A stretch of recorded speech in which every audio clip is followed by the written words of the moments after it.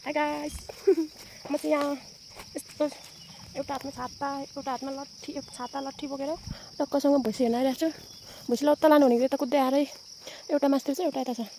अनि म चाहिँ तलतिर देखेर जानु पर्यो। यहाँनिर मैले केही कुरा देखेँ खाने यहाँनिर राम्रो होइन, तर चाहिँ खाने बेला भएको छैन रहेछ गाइस। ए सानो सानो त रहेछ नि, यति छिटो कहाँ खाने बेला हुन्छ त होइन। साउनतिर चाहिँ हुन्छ अहिले त।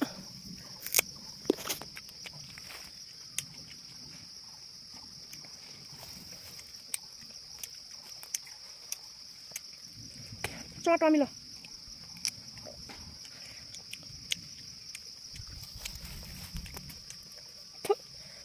अमिलो रहेछ, तितो पनि रहेछ।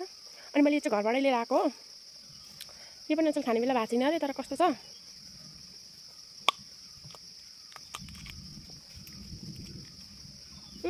सेत्ती रहेछ। पाकेपछि चाहिँ मिठो हुन्छ। अहिले त यो पनि चौटो अमिलो छ। गोठा लगाएको कस्तो धेरै पानी परिरहेको छ, ब्रुङ ब्रुङ गरेर बजिरहेको छ आकाशहरू। म छाताउरेर बसिरहेको छु। साह्रै गाह्रो छ हौ गाइसहरू। भैँसी चाहिँ मेरो तल चरिरहेको छु। यस्तो छ आजको मौसमहरू, गाह्रो छ अनि मलाई। आकाशले पनि आवाज दिइरहेको छ। यो छातामा कस्तो पानी छुइने रहेछ, मेरो आँखामा पानी छुयो हो।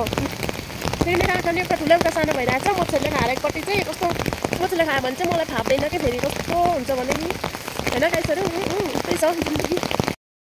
यहाँ मलाई चाहिँ भाइले पुरा के अरे यो खोले ल्याइदिइरहेको छ। मतलब अलिकति कोदोको पिठो लाएर चामलसँग मिक्स गरेर बनाएको खोले हो।